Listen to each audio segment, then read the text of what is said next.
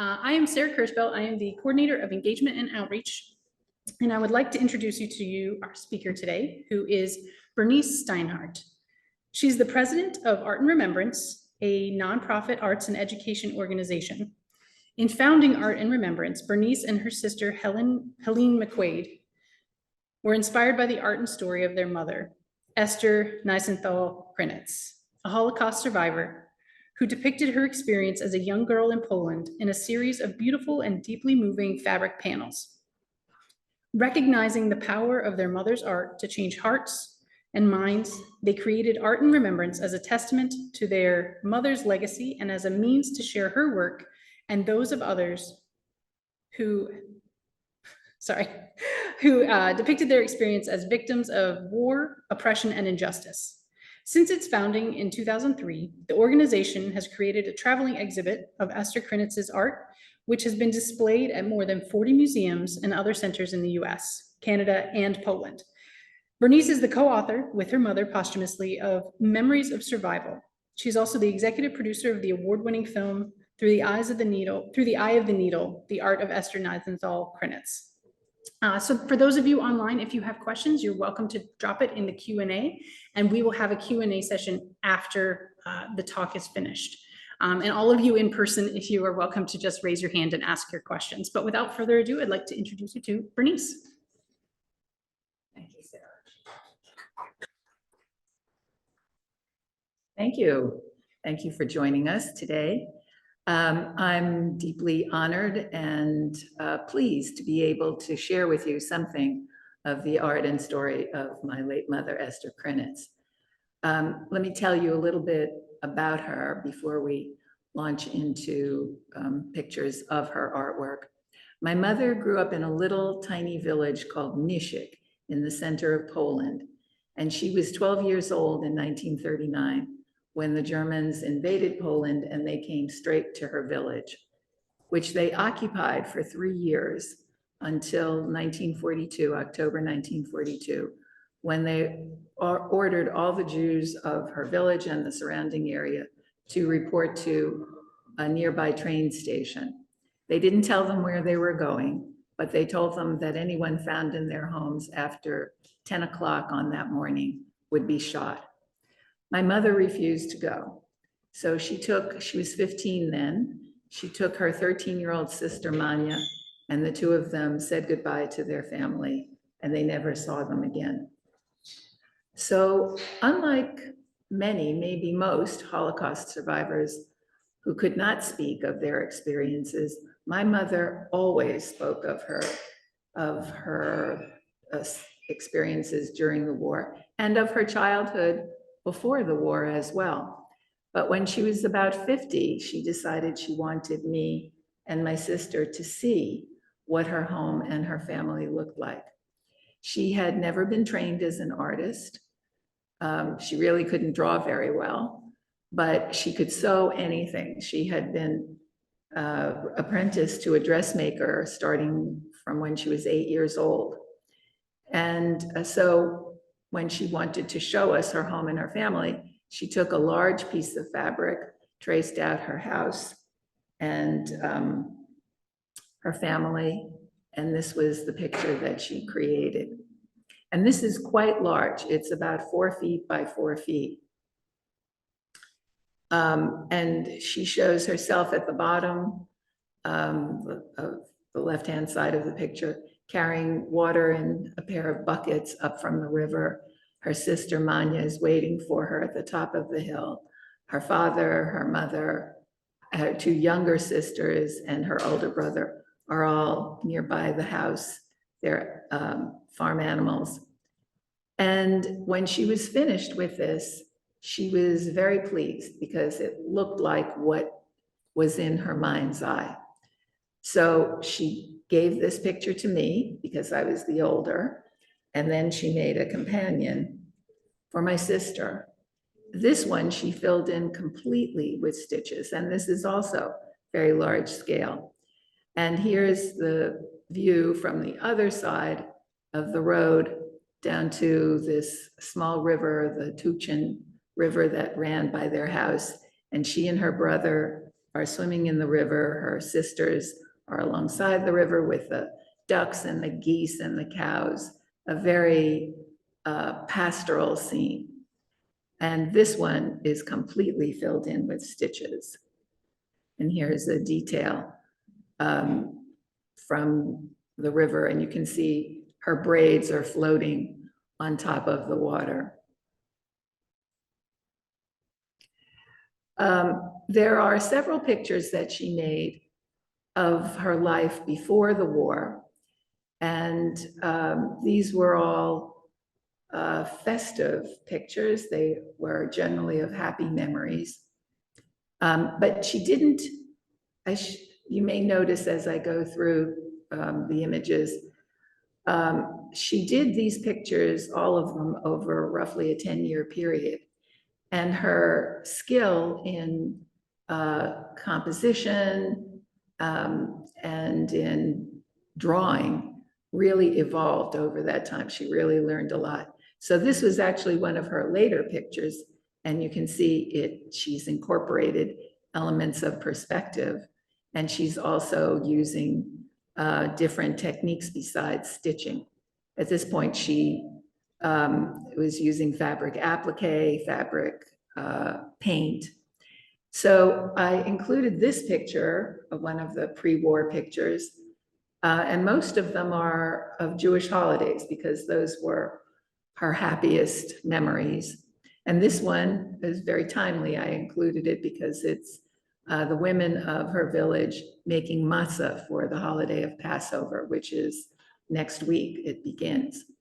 And so here they're in the house of Muthel, the shoemaker. You can see the boots hanging on the side of the frame.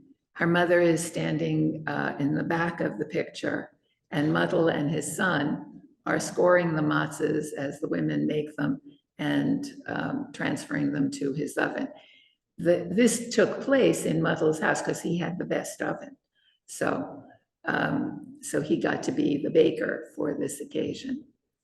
And my mother, in the caption at the bottom, she talks about her pride in how her mother made the best matzahs in the village. And so it has this kind of light note, but in the last sentence, she notes that this was the last Passover that they celebrated in the village. This was in 1938.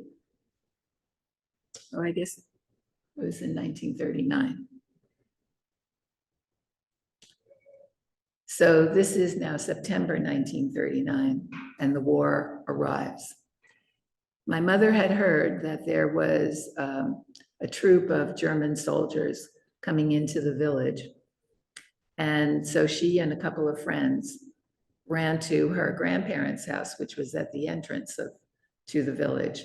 And there they watched as one of the soldiers dismounted and pulled her grandfather off the steps of his house and cut off his beard, which was, of course, well, at the time, only Jewish men wore beards. So having a long beard was the sign of being a Jew. So cutting off his beard was an incredible act of disrespect and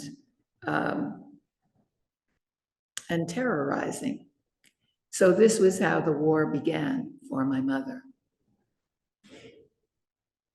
I want you to notice this picture and all the other pictures that follow of the war years are bordered in black.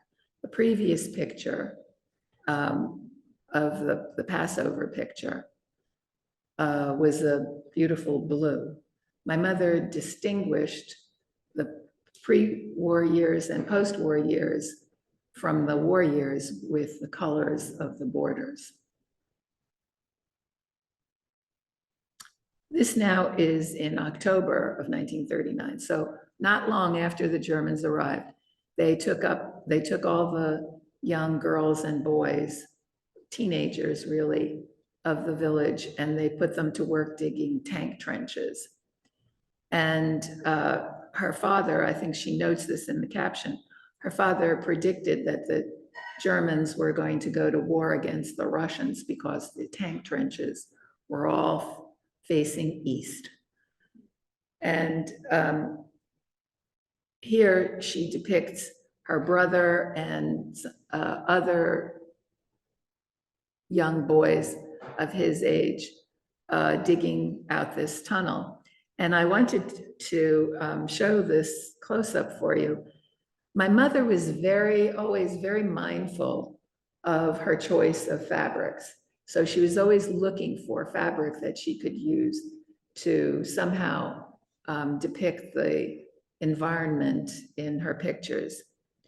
And here she found this fabric rather, that looked like, let me go back, that looked like earth.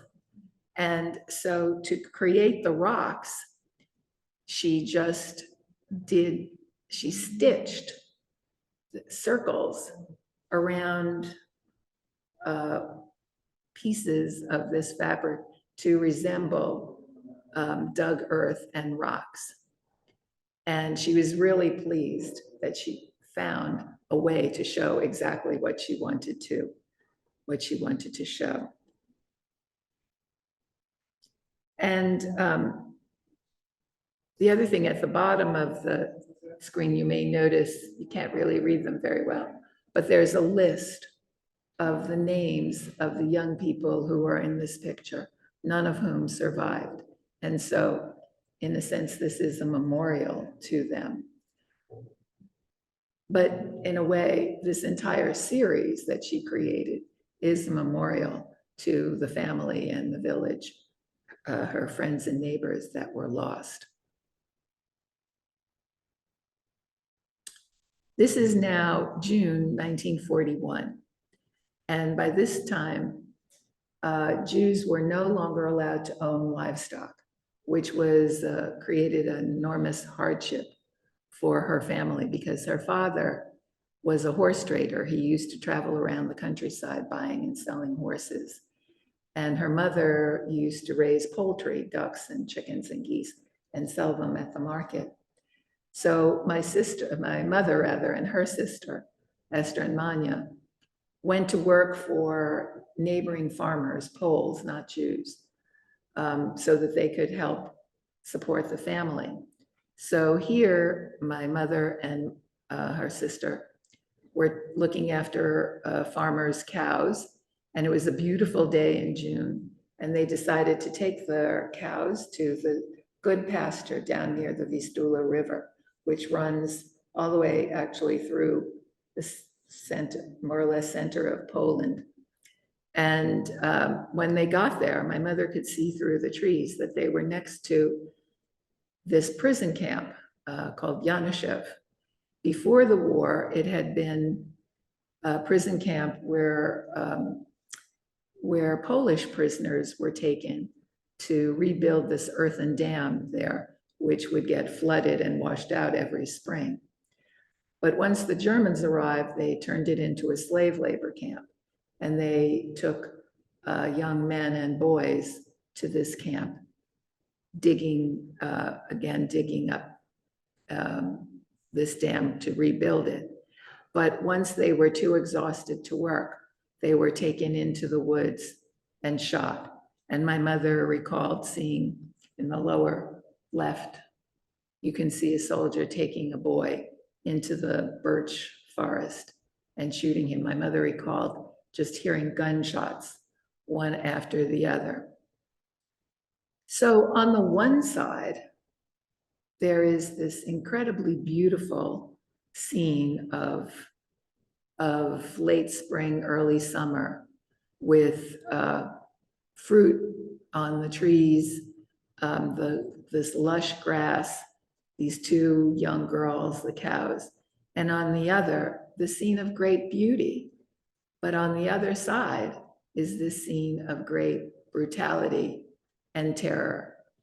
My mother never titled any of her pictures, but this picture I always referred to as Heaven and Hell, because it represents the two extremes of what life was like during the war. On the one hand, life went on and the beauty of the world persisted. But on the other side, it was almost devoid of color, just this tan and browns and grays and this swirl of activity. I loved all of the pictures my mother did, but this one, I was just awestruck when I saw it, because to me, it captured everything about what war was like from the point of view of those who endured it. When I showed this picture, one time when I was doing a presentation for a class of 9-year-olds, I asked them what they thought of it. And one of the boys raised his hand and said, "This picture shows me that there's a thin line between good and evil." Profound. This is now the morning of October 15th, 1942. This was the day the Jews were ordered to leave their homes. And as I said, my mother refused to go. And she begged her father to think of somebody that she could go to, a friend of his, a Polish friend of his in another village for whom they could go to work, just as they've been working for farmers in their own village. So he finally came up with the name of Stefan, a farmer in another village called Dąbrowa. And so my mother then was determined to go to Stefan's house. And she insisted that Manya go with her. Manya didn't want to go with her. She wanted to stay with the rest of the family. But their mother told Manya to go with Esther. So here they are that morning. Everybody is lined up. Everybody is crying. And they're saying goodbye. My mother used to say that this was the hardest picture that she ever did. Not because it was technically difficult, but because emotionally she was revisiting the last time that she saw her family. So they left. Now, as I mentioned earlier, over the roughly 10-year period that my mother was making this series, her skill in drawing, learning perspective was a real transformative experience. And she learned so much else. And this was a picture that she did again of her leave taking, which stunned me because she had said how difficult it was to do that first picture of her leave taking, and yet she returned to it about 10 years later. But this time, she and Manya are receding in the distance. Their mother had paid a neighbor to take them to Stefan's house in Dąbrowa. So here they are, following the neighbor. And in the foreground are her parents, and her brother is standing by the wagon. The two little girls are already in the wagon, and other neighbors and relatives from the village are on their way to the train station. And so here, what was so poignant to me was how she was picturing not something that she actually saw through her own eyes. She was recalling what it must have been like from her parents' perspective, her mother's perspective, to have said goodbye to two of her children and then follow the rest of her children. Not assuredly to their deaths, but likely to their deaths. So I always found this picture very emotional for that reason, but also found it fascinating to see just where she had matured as an artist from this to this.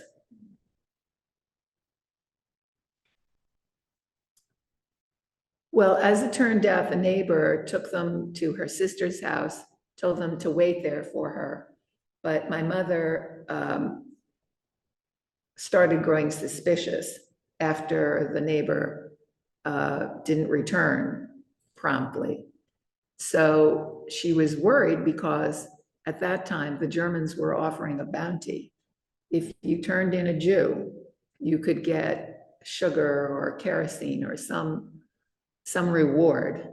And so my mother was afraid that that's what the neighbor was off doing. So she took Manya, they left, and they came to the road where all the Jews were on their way to the train station.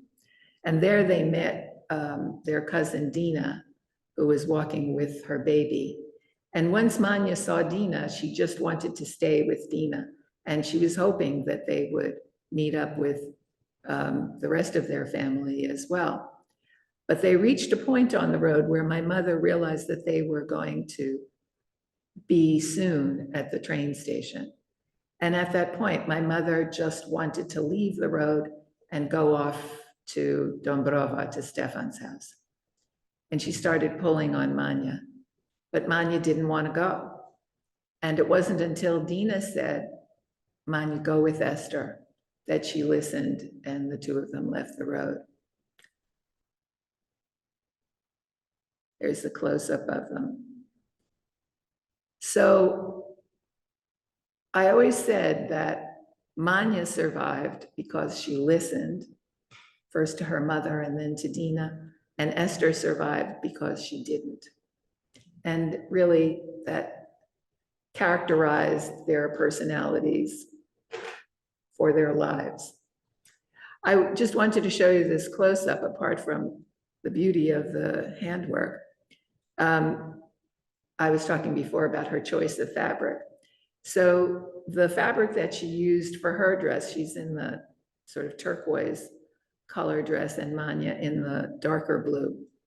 She kept that fabric to use in their dresses, in the pictures that she did of them throughout that period of time. So going back when their leave taking, and then on the road. And so you'll notice for the next couple or three pictures, they're all, the girls are wearing the same, have the same dresses, because she was already thinking ahead that she was doing this, telling a story, and it required that kind of continuity. So they left the road and they came to Stefan's house. And when they got there, they threw themselves into his arms, and he was very comforting and told them not to worry. And he put them up into his attic where they were stringing tobacco leaves. And after a couple of days, when they came down for their daily breakfast, my mother saw that their baskets were packed, and she knew that he was sending them away. And he told them, my dear children, the Germans know that you're here, and if they find you, they'll kill me, they'll kill you, they'll burn down my farm. You have to leave. So out they went into the pouring rain and walked on this muddy road until they came to the forest, and there they waited for the rain to stop and the sun to come out, and they are hanging their boots in the trees to dry. And this is where my mother realized that they could no longer survive as themselves, as Hersch's daughters. And so she came up with this whole story about, and with names, they were Josefina and Maria Grochowiecka, very Polish names. They came from a town on the other side of the river. Their family had been displaced from their farm by these Volksdeutsch, these so-called ethnic Germans, to whom the Nazis were confiscating Polish land to give to these ethnic Germans. And so my mother's story was that they were of this kind of family, and they had been separated from their family, and they were looking for work. So they went from village to village, and people took them in, but they wouldn't keep them because they didn't have papers. They were just asking for papers. So they kept going until they finally came to a village, and this was kind of the last stop. They came to the village of Grabówka. And there, people did not ask them for papers. And my mother found work with this couple, in particular, the farmer whose wife was infirm and couldn't really do any work around the farm. And so he hired my mother to be his farmhand, his housekeeper. She cooked for him and tended his few animals. And also, she planted a garden. And here, another beautiful day in June. This was in 1943. And she had planted a patch of strawberries, which she was tending. And on this day, these two Nazi soldiers came trampling into her garden and started trying to engage her and asking her questions. And she just kept her head down and pretended she couldn't understand them. And the farmer, whom she called Dziadek, which is the Polish word for grandfather, he came out to look and observe what was going on. And then suddenly the bees that he kept, and you can see the hives in the background there, he kept these bees and they came out of the hives and started swarming around the soldiers. And my mother would tell this story with some excitement and also humor, because she would say, this was the day that the bees saved me, because the bees did what no one else could do, which was to drive out the Germans. And I wanted you to see the exquisite detail of these bees. They're all so beautiful, and there are so many of them in the picture. And they all have this, these perfect wings and bodies. They're really amazing, so beautifully rendered. So,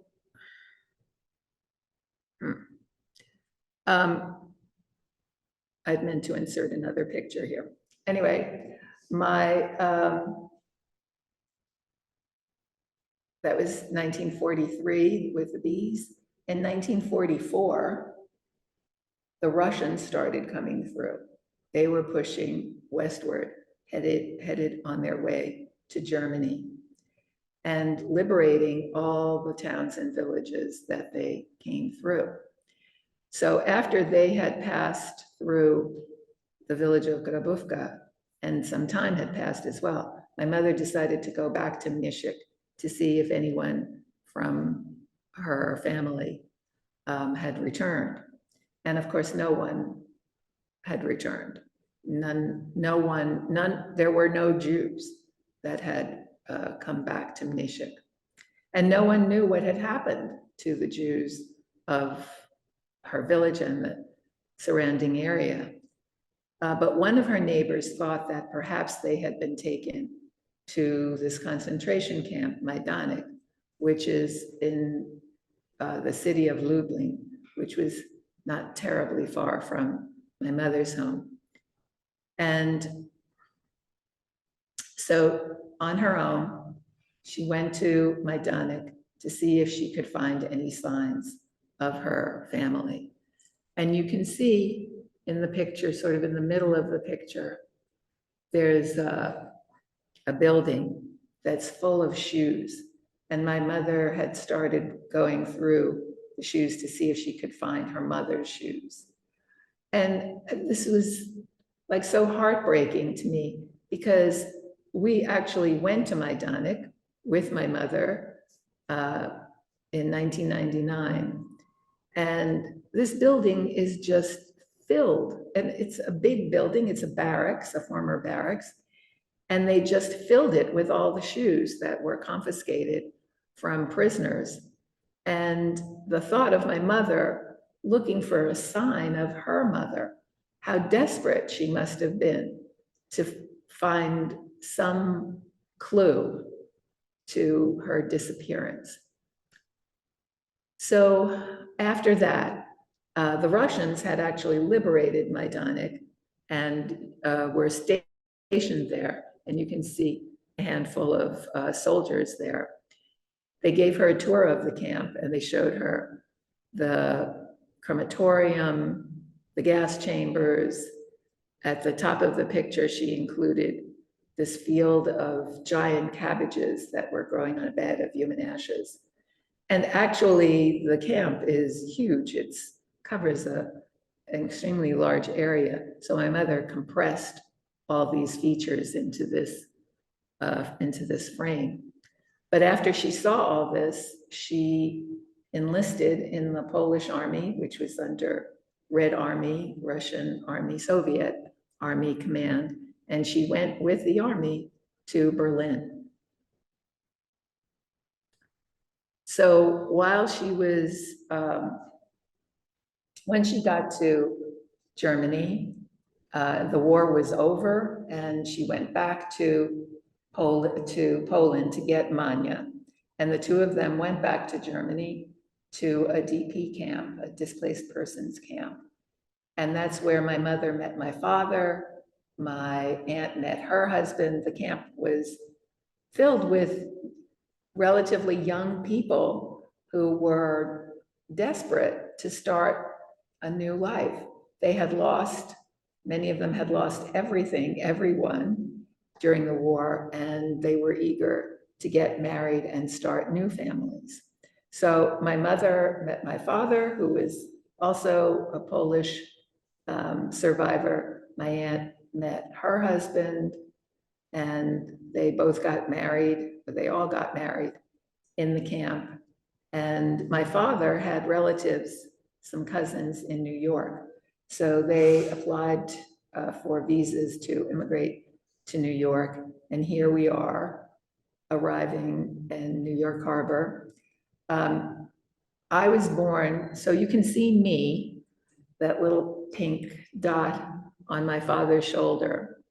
I actually was born in Belgium because my father left the camp to find work in Belgium, and then he sent for my mother, who was pregnant at this point. So I was born in Belgium, and then we came, when I was 20 months old, we came to New York. And one of my father's cousins came to meet us. And here my mother recalls how when she looked over at me, she said, "My dear child, this will be your America." And you know, that feeling of welcoming, that feeling of openness, of freedom, of liberty. This is actually the same picture that's on display as part of the exhibit here. My mother made two of them. And so one of the originals is on exhibit in Baltimore, which I'll tell you about shortly. And the other, I had to loan here to this museum, so you can see it for yourself, the original, or an original. And this picture is so open, the sky is open. And of course, that sense of opportunity that America has long stood for was what my mother experienced herself personally, and which I think she conveyed so beautifully in this image.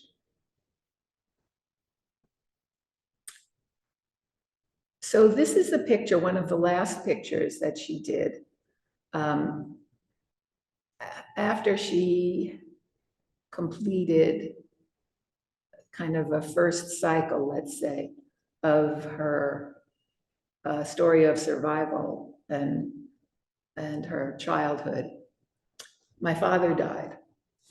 And so she took all his old ties and she cut them up and she created this patchwork quilt in the back as a background. And on top of it, she appliqued a portrait of my father as he appeared in his passport picture when he came to the United States. And it's a very simple memorial. She says, "This is my husband, Max Krinitz, as he was in 1949, just before we left Belgium for America." Max was born on January 30th, 1915, and died on October 6th, 1998. So it was a very explicit memorial in the way, or different in that sense from all the other pictures, which of course are memorials as well. And so after she did this, she decided she wanted to do other family portraits of the family that she created. And so she had 3 grandchildren, my 2 children, my sister's son. The only one that she finished was a portrait of my daughter when she was about 3 years old. And you can see all of my mother's pictures online, so I will just tell you, because I don't have it in my slides. But she did that one, and then she started one of my son. She cut out pieces of it. I know what she was going to, what the subject of it was going to be, but she got sick and just couldn't finish that one. So the portrait of my daughter is actually the last one that she finished. So she finished up this series of 36 pictures. She said she was not finished. She would have, apart from the picture of my son and one that she intended of my nephew, she had other memories. She would have gone on to do who knows how many other pictures, but it was a story. It now is what she left us, as complete as it will be from what she left us. So I wanted to show you the entire collection is on display now in Baltimore. So those of you in the area or anywhere near Baltimore can see the entire collection at the American Visionary Art Museum there. And this gives you a sense of the scale of the pictures as well. On the left-hand side is the second picture that she did, the one that she gave to my sister of her childhood home. And so you can see how large the pieces are and looking around the room. I love the fact that when they created this exhibit, they created a kind of replica of my mother's childhood home with the lace curtains and the thatched roof and a couple of animals in the front of the house. It's a beautiful way of, I think, creating the sense of place that so informs my mother's pieces. I included this to tell you a little bit, or to show you a little bit about the nonprofit organization that my sister and I created, called Art and Remembrance. And our intention in creating it was, of course, to exhibit my mother's pictures, but also to share it with other people who also had important stories to tell that may not have come to light. So one of the things that we've been doing are these workshops. We're planning to have one here this Saturday and then again in October. So we've done a number of workshops focusing heavily on immigrants, on people who've come to the United States relatively recently, and who, in this case, are we're in an English as a second language class. So they were learning English And we gave them the opportunity to create these story cloths inspired by my mother's artwork, but also telling a little bit of their story about where they came from, what they came to, what their aspirations were. And so here's one that this girl, a teenage girl, did, and she says in her caption, it was difficult to say goodbye to my family and my home to go to the USA because I want to find, and she puts in quotes, my good maybe. So she didn't know what she was going to find, but she came with a dream. And here, actually, you can see the dream that she had in the sort of bubble above her head. And, you know, I have to say, because I've heard many of these stories, because when people finish their pictures, they would stand up in front of the class and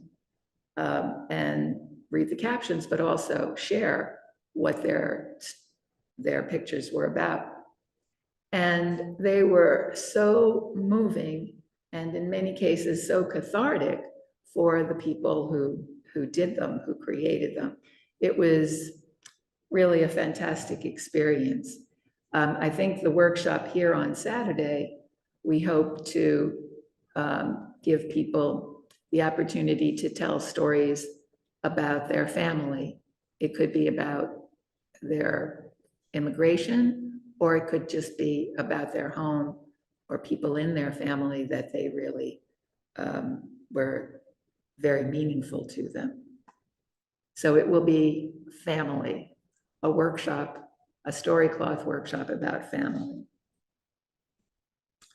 I just wanted to show you, this is on our website.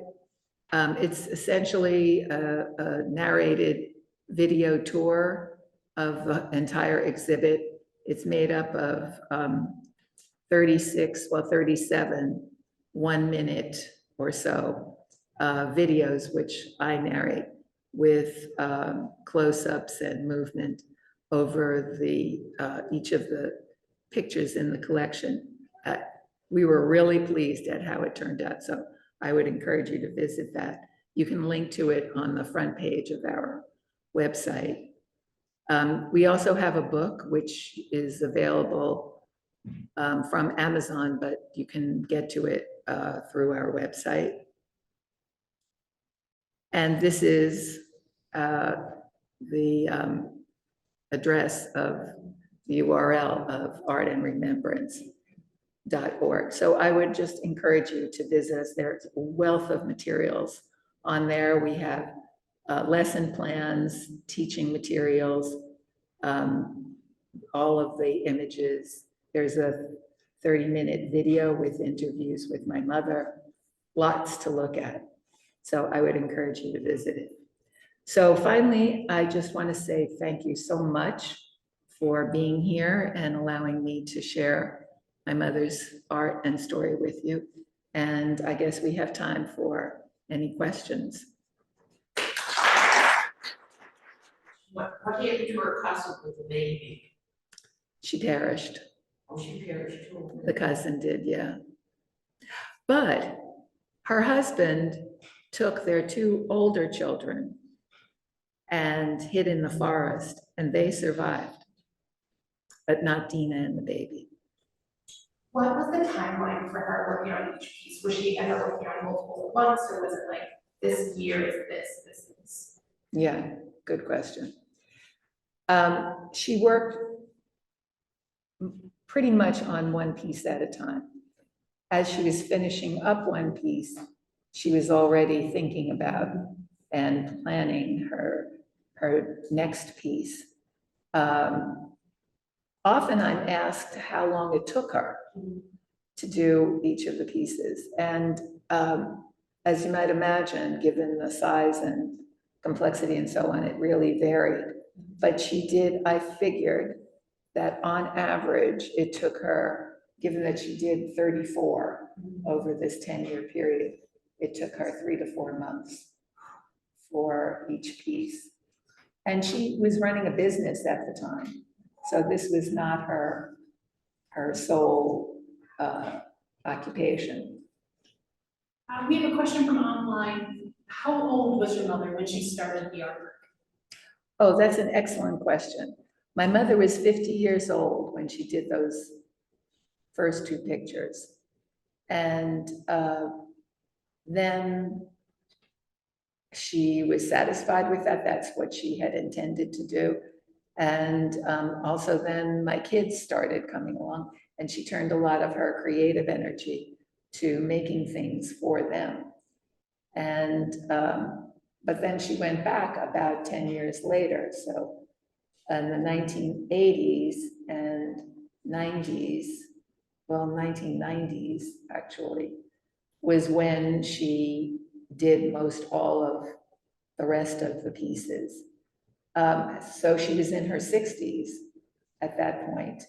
And I found that so inspiring that at that point in her life, she found this wellspring of creativity, that she still had so much to say, and she discovered a way of saying it that was so deep and meaningful. How did it transition from something that your mom was doing to share with her family to sharing with the world? Yes. So my mother,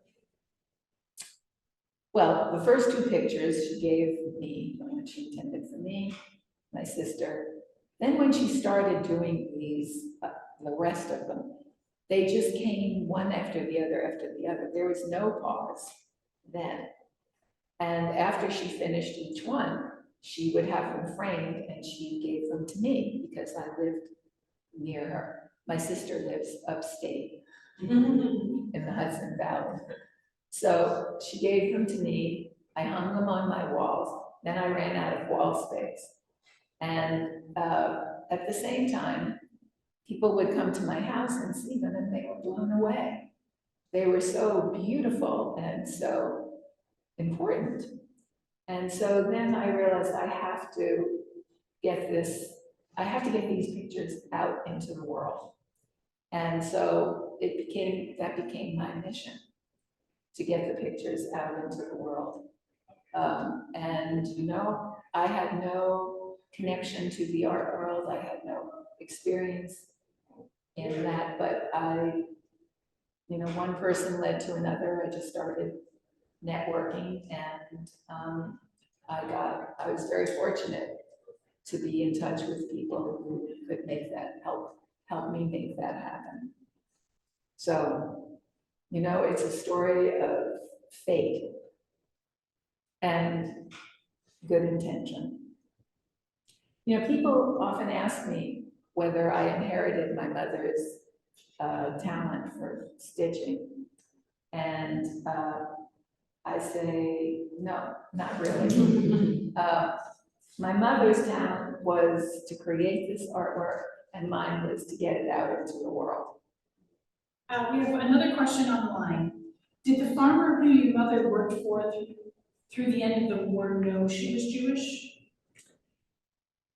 If he did, he never acknowledged it. When we went back, we went back with my mother and, sort of a family trip in 1999. We went to Grabovka, the village that saved her. And there my mother saw the women who had been her friends during the war. Her farmer had long since passed away.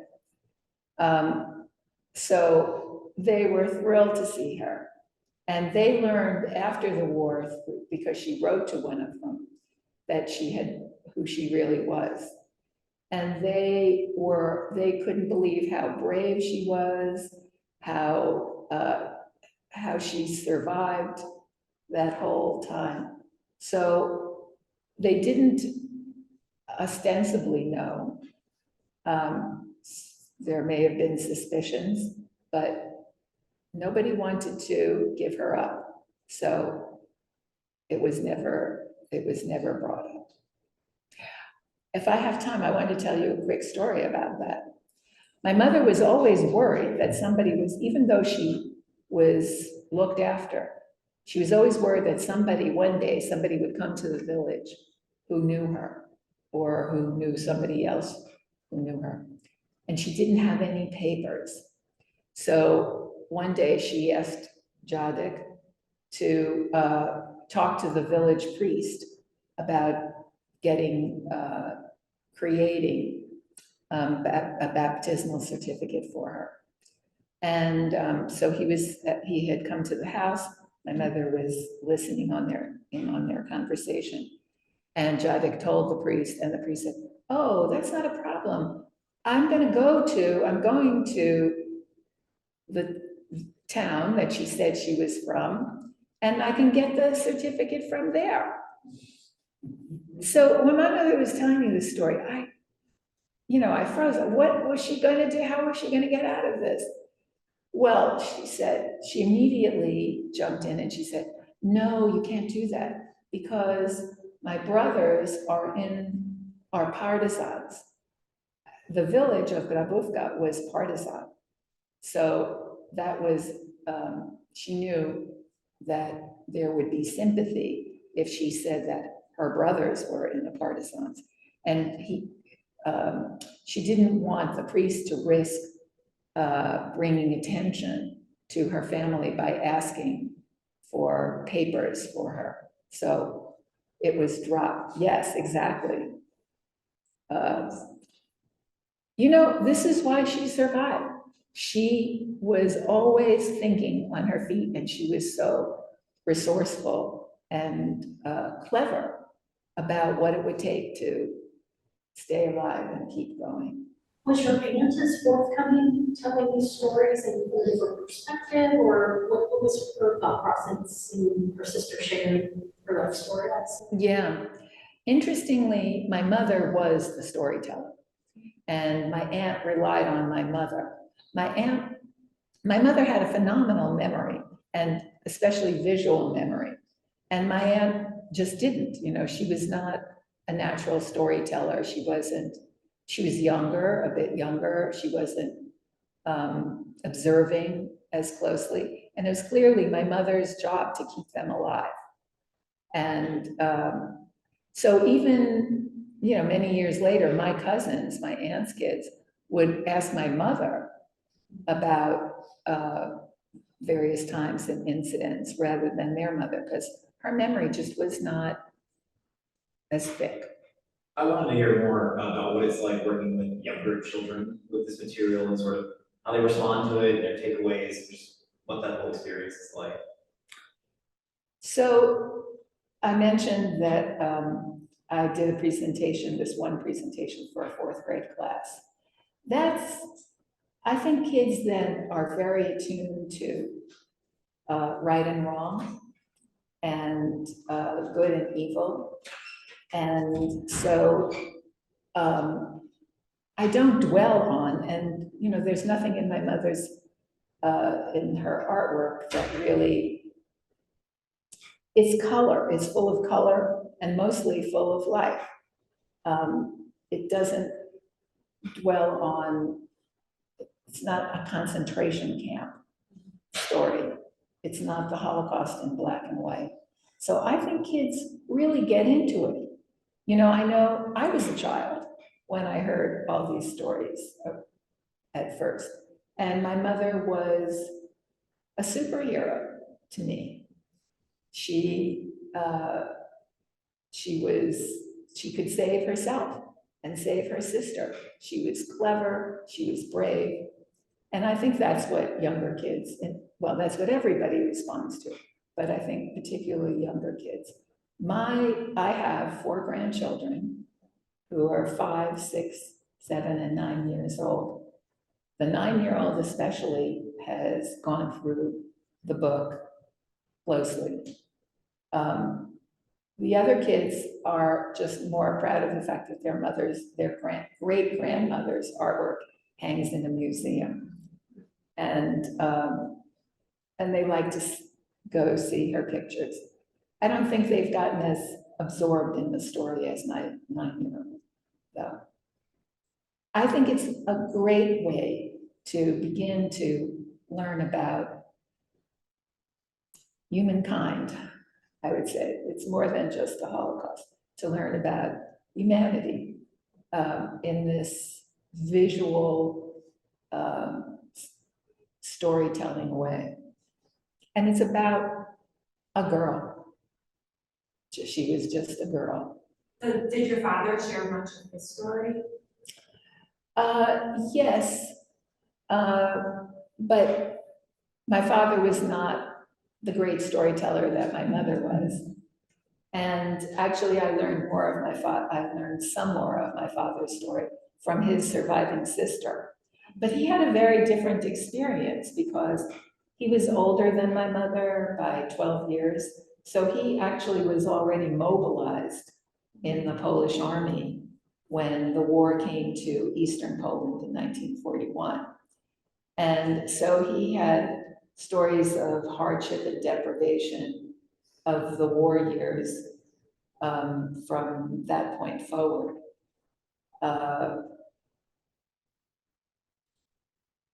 But he had a very hard childhood, so actually it's the stories of his childhood before the war that were the most difficult, I think, for him. But he also managed to survive by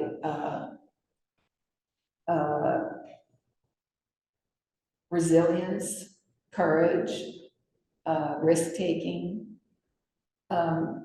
So I'm incredibly fortunate to have had this, these two amazing people as my parents. Thank you so very much. We really appreciate